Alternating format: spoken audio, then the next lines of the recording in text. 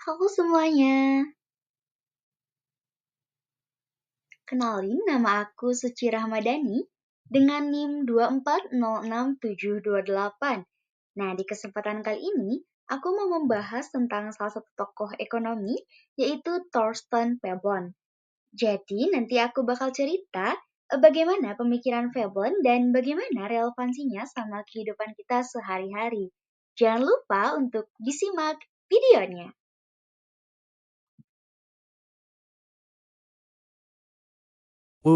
Pasti orang nyadar merek laptopku mahal. Kalau nggak beli ini rasanya ketinggalan banget. Kita sebut sebagai perilaku konsumsi mencolok. Jadi, konsumsi mencolok itu adalah ketika kita membeli barang atau jasa bukan semata-mata karena manfaat atau kegunaannya, tapi lebih ke pengakuan sosial, gengsi, atau sekedar pamer bahwa kita bisa membeli barang tersebut gitu dan derajat kita menjadi lebih tinggi di mata orang lain. Konsep konsumsi mencolok diperkenalkan pertama kali oleh Thorstein Veblen dalam bukunya Theory of the Leisure Class. Lalu, siapa sih Thorstein Veblen itu? Thorstein Veblen adalah ekonom yang berasal dari Amerika Serikat, lahir pada tahun 1857. Veblen anak keenam dari imigran Norwegia, dan dia dibesarkan di daerah pertanian Wisconsin. Lalu pada usia Veblen ke-7 tahun, keluarganya pindah ke Minnesota. Veblen juga pernah mengajar di 10 institut, yaitu sebagai berikut.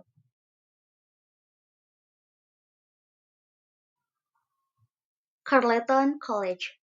Di sini, Veblen bukan hanya pernah mengajar, tapi juga berkuliah.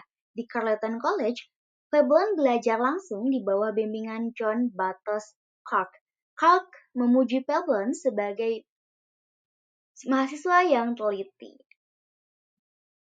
Monona Academy. Yale College. Nah, di Yale College ini, selain mengajar, Veblen juga mendapat gelar PhD-nya. Johns Hopkins University,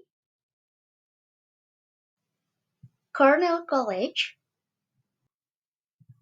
University of Chicago, Harvard College. Nah, kalau di Harvard, Veblen hanya memberi kuliah. Tapi hebat ya, Veblen bisa memberi kuliah di Universitas Harvard yang sangat terkenal sampai sekarang ini. Stanford University, University of Missouri, New School for Social Research. Nah, kalau ini adalah sekolah yang didirikan oleh Veblen bersama Charles Babbage dan Wesley Mitchell di New York.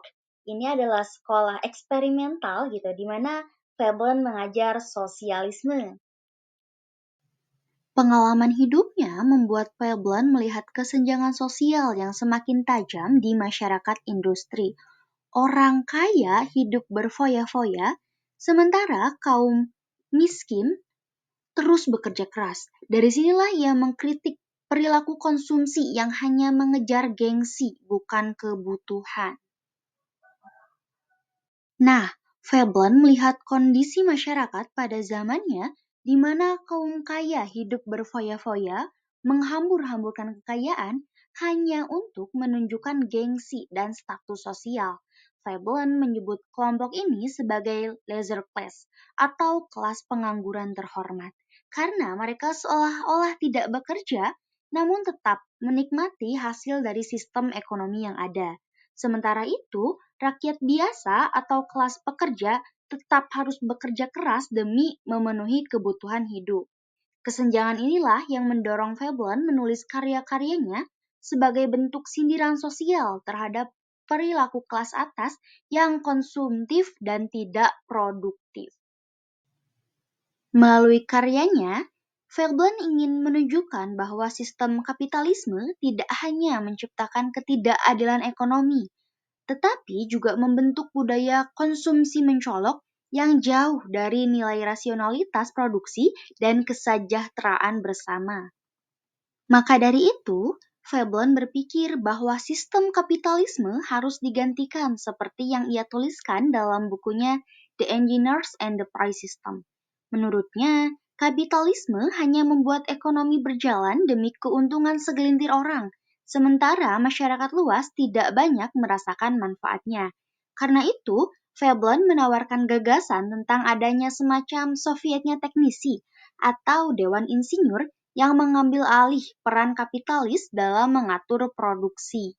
Pemikiran itu Veblen tuangkan dalam salah satu esainya, di mana isi esai tersebut, negara akan mendapatkan keuntungan dengan menggulingkan kapitalisme, menggantikannya dengan kelompok insinyur ala Soviet.